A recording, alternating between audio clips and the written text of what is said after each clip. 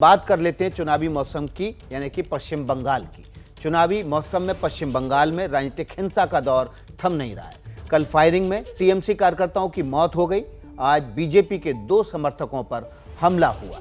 कल पश्चिम बंगाल के पश्चिम मिदनापुर में गोलीबारी की घटना हुई, जिसमें एक टीएमसी कार्यकर्ता की मौत हो गई। तृणमूल कांग्रेस के शूट आउट पर बीजेपी पर का आरोप लग रहा है कि बीजेपी ने शूट आउट कराया है, जबकि बीजेपी का कहना है कि टीएमसी की अंदरूनी विवाद की वजह से ये शूट आउट हुआ है। पश्चिमी वर्धमान जिले में सलनपुर में बीजेपी के 2 समर्थकों पर हमला हुआ। ये हमला तब हुआ जब वो शुभेंदु अधिकारी की रैली में शामिल होने जा रहे थे।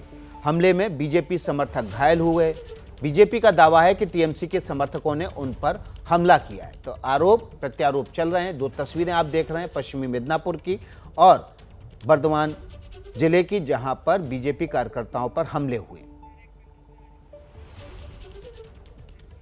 इस पूरे मसले पर बातचीत करने के लिए हमारे साथ हमारी संवाददाता मनोज्ञा लोईवाल जुड़ गई हैं। मनोज्ञा, लगातार हमले हो रहे हैं, लगातार हिंसा की राजनीति हो रही है। इस रक्त रंजित राजनीति में दोनों एक दूसरे पर आरोप लगा रहे हैं।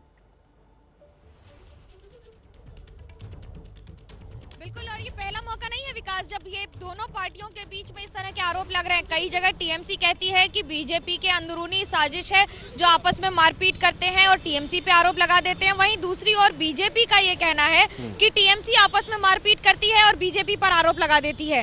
दिलचस्प बात यह है कि अधिकतर इलाकों में या तो पुलिस कंप्लेंट रजिस्टर नहीं होती, लेकिन उसे मीडिया में डाल दिया जाता है या उसके वीडियोज रिलीज कर दिए जाते हैं।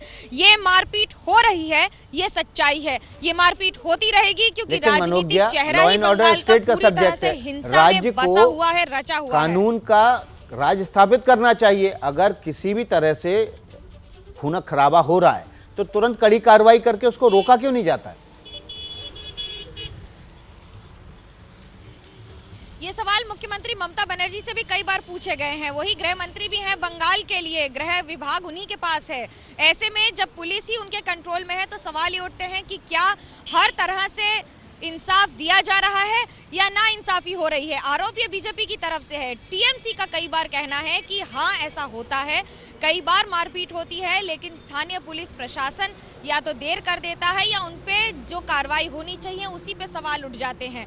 इसमें कोई दो राय नहीं है कि कानून व्यवस्था बंगाल में सवालिया निशाने के घेरे पे है और अभी भी उसके जवाब मिलना और देना बाकी है। जी, शुक्रिया बहुत बहुत मनोज्ञा। और इसी कानून व्यवस्था को लेकर बीजेपी पश्चिम बंगाल में चुनावी मुद्दा बना रही है।